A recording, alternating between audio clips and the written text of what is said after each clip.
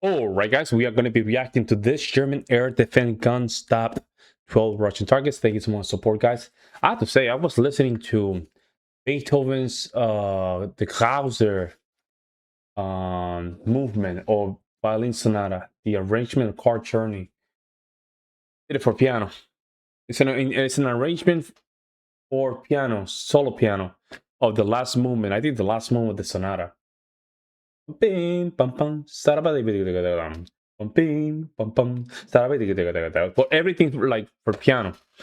And what a Card Journey did such a great job with that arrangement. It's insane.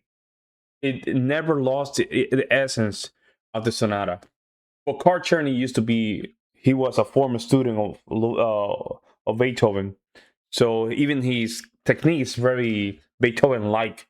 It's almost like an extension of Beethoven's writing. Of course, later in his life, he became more like a romantic kind of player. But early on, it was very close to Beethoven, even Card Journey sonatas. I'm not going to bore you with classical music stuff. I just want to mention that.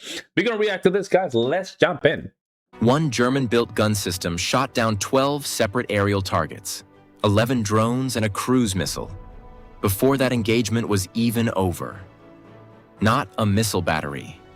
Not a fighter jet. A gun. If that sounds like something out of the Cold War, you're not entirely wrong, because the core idea behind it genuinely is old, dating back decades to systems built to shoot down aircraft the same brute force way. What's new is everything wrapped around that old idea. The radar doing the targeting, the ammunition that thinks for itself mid-flight, and the sheer number of cheap, expendable drones it's now being asked to shoot down, night after night, in Ukraine. Here's the system behind that headline. A full Skynex battery is built from up to 4 35mm gun units, a command post, and a dedicated radar station, all networked together through a shared battle management system. Each gun fires at 1,000 rounds a minute, out to an effective range of about 4 kilometers. But the real trick isn't the rate of fire, it's the ammunition. Skynex uses programmable airburst rounds. As each shell leaves the barrel, it's given an exact detonation time, calculated from the target's measured range, altitude, and speed. The shell doesn't need to physically strike a small, fast-moving drone. It just needs to detonate at the right instant, in the right patch of sky, and let a cloud of fragments do the rest. That's how a battery built for one job, protecting a single fixed site, ends up credited with dozens of kills over time, and occasionally 12 in a single engagement. It's worth being honest about the rest of that record too, because a single headline night doesn't tell the whole story. In April of this year, an internal Ukrainian assessment, reported by the German magazine Stern, described 2 Skynex batteries defending an industrial site experiencing multiple technical failures and missing an incoming drone entirely, despite several chances to intercept it before impact. The drone reportedly hit its target, and the failure was confirmed by 2 independent witnesses on the ground. Wow.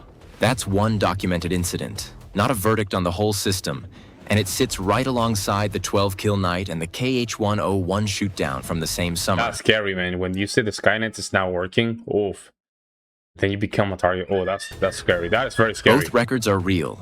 Both happened, and neither cancels the other out. Skynex protects one fixed spot on the map.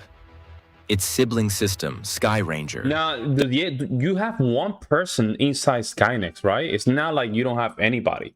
Or can you basically you can control Skynet from a couple miles, I guess. That's what I think. Does the same core job on the move, riding into position alongside the troops it's protecting instead of staying put.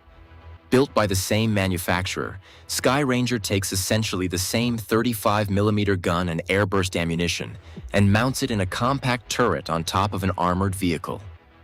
The Boxer, the Lynx, even a Leopard 2 chassis, depending on what a given army already operates. A lighter 30mm version trades a bit of range for weight and speed of traverse, and can also carry short-range guided missiles alongside the gun for extra reach against faster or higher-flying targets. Germany has ordered 30 of these on the Boxer platform alone. Austria and Hungary have placed their own orders. and it's now part of Europe's broader Sky Shield air defense initiative. The same underlying idea as Skynex, just no longer tied to one location. Both of those systems trace back to an older sibling. Sky Shield, the stationary system that established this whole product family in the first place, years before either Skynex or Skyranger existed. Same core idea.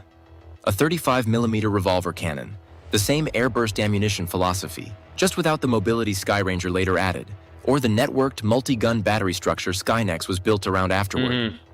A related, more automated descendant called Mantis has also been ordered by the German army as a base defense system, folding several fully automated Sky Shield-derived turrets into one coordinated network. Sky Shield is really the proof of concept the rest of this entire lineup was quietly built on top of, even if it rarely gets the headlines its two more famous, more heavily marketed descendants do today. Wow. The American version of this idea looks completely different. What the hell because is it was that? adapted from something built for a completely different environment. A Navy ship out at sea. Oh. Centurion C-RAM takes the Phalanx close-in weapon system, originally designed to shoot down anti-ship missiles skimming the waves, and bolts it onto a trailer for use on land instead. Instead of a slower-firing medium-caliber cannon, it uses a 6-barreled 20mm rotary gun, spinning out 4,500 rounds a minute, more than 4 times Skynex's rate of fire, though at a shorter effective range of about 2 kilometers.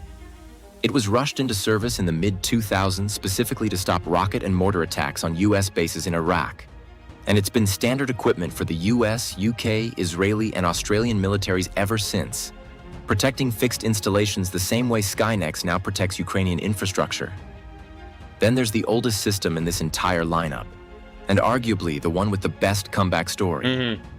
The Flakpanzer Gepard has been around since 1976. Gepard, a Cold War anti-aircraft gun it built looks gorgeous too. I'm not gonna lie, that looks gorgeous, man. That looks gorgeous. Wow. This is full German on too. a Leopard Like, this 1 is a German tank chassis, tank. carrying twin 35mm cannons that can fire a combined 1,100 rounds a minute. Looks almost like a Metal Gear. Germany's own kinda military tank. retired it years ago, replaced by newer systems, largely written off as obsolete. But I wouldn't. I think that was a mistake. I think that was a mistake. Great tank, by the way. Great tank, but I think that was a mistake.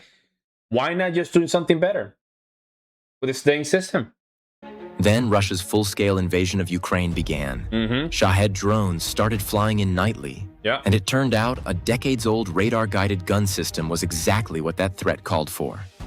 Refurbished Gepards were pulled out of storage and sent to Ukraine starting in 2022. And a tank designed to fight Soviet jets in the 1970s ended up finding a second career shooting down cheap drones it was never designed to counter. So, 5 systems, one shared idea. Point a radar-guided cannon at the sky, load it with ammunition smart enough to detonate at exactly the right moment, and let a wall of fragments do what a missile would otherwise need to do at 10 times the cost. None of these systems is meant to work alone. Every account coming out of Ukraine describes layered air defense. Missiles for the biggest threats. You need multiple layers of defense. That's the right statement. Electronic warfare to jam what can be jammed, and guns like these for everything else. Especially the cheap, numerous threats that would otherwise bankrupt a missile stockpile one intercept at a time. A gun shooting down a cruise missile still sounds almost unbelievable. 12 kills in one engagement is proof it isn't. Good stuff, man. I think, I do think that when it comes down to Germany military's back, here's what's changed. Okay, that's interesting. Good stuff about Germany military. I know you guys like it a lot. But I think when it comes down to the German military engineering logistic, I think they're on top of the game.